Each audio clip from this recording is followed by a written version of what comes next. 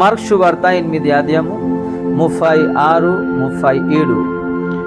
ఒకడు సర్వలోకమును సంపాదించుకొని తన ప్రాణమును పోగొట్టుకొనుట వానికి ఏమి ప్రయోజనము? హల్లెలూయా. ఈరోజు విశ్వాసి అలాగే జీవిస్తున్నారు. ఎలాగ సంపాదించుకోవాలి, ఎలాగ ఆస్తిపస్తి సంపాదించుకోవాలి, ఉద్యోగం సంపాదించుకోవాలి, అలాగే బ్యాంక్ బ్యాలెన్స్ సంపాదించుకోవాలి, ఇల్లు సంపాదించుకోవాలి, డబ్బులు సంపాదించుకోవాలి. ఇవన్నీ మీకు ఒక రోజు దొరికిపోయింది. దొరికిన తర్వాత మీ ఆత్మ నరకంకి పోతే ఏం లాభం, ఏం సుఖం, ఏం లేనేలేదు. అలాగే 27లో ఏం రాయబడి ఉన్నాయి?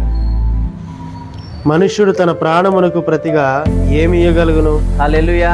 అంతే కదా, దేవుడికి ప్రాణం ఇచ్చిన తర్వాత మా దగ్గర ఏం లేనేలేదు ఇవన్నీ.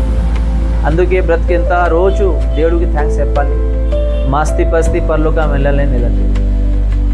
మా బంగారం కానీ, మా డబ్బులు కానీ, మా బ్యాంక్ బ్యాలెన్స్ కానీ, మా ఇల్లు కానీ పరలోకం మాతో రానే రా. ఈరోజు ఇదే ఆలోచనలో జీవిస్తున్నారు విశ్వాసీలు. ఇదే మైండ్ సెట్లో ఉన్నారు. విశ్రామ దినాలు రావాలి, దేవుడితో కలుసుకోవాలి, థ్యాంక్స్ చెప్పాలి అనేది ఆలోచన ఉండాలి. కానీ ఈ 36లో ఇలా రాయబడి ఉన్నాయి. ఈరోజు కొంత విశ్వాసి అలాగే జీవిస్తున్నారు. విశ్రామ దినాల్లో వస్తే చాలు, మంచి ఫుడ్ ఏర్పాటు చేస్తారు, రెస్టారెంట్ వెళ్తారు, అలాగే పార్క్ వెళ్తారు, సినిమాకి వెళ్తారు, క్రికెట్ ఉన్న రోజు ఇంట్లో కూర్చుంటారు. ఇది విశ్రామ దినాలు కానే కాదు. దేవుడు మా గురించి ప్రాణం ఇచ్చి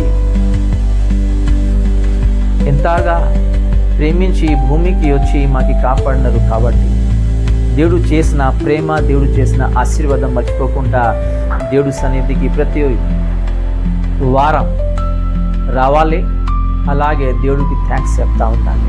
అది ఒక విశ్వాసి. ఒక చిన్న టెస్టిమనీ చెప్పి ముగిద్దాం. ఒక కుటుంబంలో ఒక బాబు ఉన్నారు. ఆ బాబుకి వాళ్ళ తల్లిదండ్రి అక్క చెల్లెలు విశ్రామ దినాలు వెళ్దాం కలిసి రాండి అన్నప్పుడు బెడ్లో పడుకుంటూ రిమోట్ ఒత్తుతూ ఛానల్ని మార్చుకుంటూ టీవీ చూస్తూనే ఉన్నారు. ఆ బాబు గురించి తల్లిదండ్రి ఒక దుఃఖంకరంగా, బాధాకరంగా జీవించినప్పుడు సంవత్సరం అయిపోతుంది. వాళ్ళ గృహం ప్రార్థనలో కూర్చున్నప్పుడు కూడా పిలిస్తే ఆ బాబు రావట్లేదు. ఇలాగే కొన్ని దినాల తర్వాత ఒకరోజు కుటుంబం దేవుడి దగ్గరికి వెళ్ళిపోయినారు. ఈ బాబు టీవీ చూస్తూ పడుకోయి ఉన్నారు.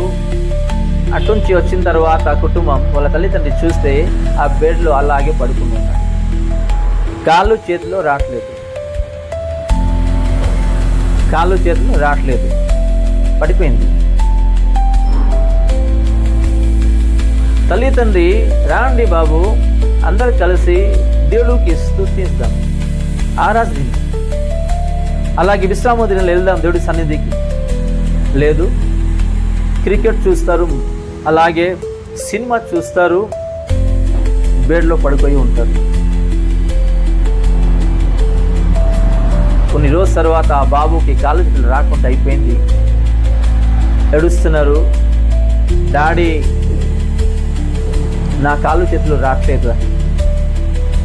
దేవుడు మాకి మంచి హెల్త్ ఇచ్చినప్పుడు, దేవుడు మాకి మంచి ఆరోగ్యం ఇచ్చినప్పుడు దేవుడికి ఇడిచిపెట్టి విరుద్ధంగా జీవిస్తే ఇలాగే ఒకసారి అవుతుంది. ఎంతమంది లేరు, ఎంత పిల్లలు లేరు. ఈరోజు టీవీ చూస్తూనే ఉన్నారు, మొబైల్లో బిజీ ఉంటారు. దేవుడు అంటే ఇష్టం ఉండదు, చర్చ్ అంటే ఇష్టం ఉండదు, ప్రార్థన అంటే ఇష్టం ఉండదు, వాక్యం అంటే ఇష్టం ఉండదు. దేవుడు విధంగా జీవించిన పిల్లలు ఎంతమంది లేరు.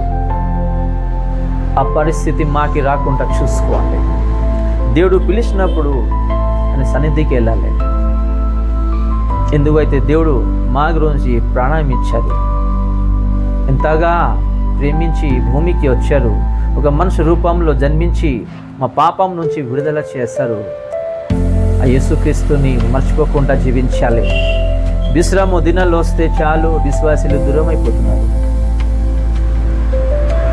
దేవుడి దగ్గరికి వెళ్ళాలంటే వాళ్ళకి ఒక భారం అయిపోతుంది, ఒక కష్టం అయిపోతుంది, ఒక అడ్డు వచ్చేస్తుంది. ఇష్టం లేకుండా ఈరోజు విశ్వాసులు జీవిస్తున్నారు.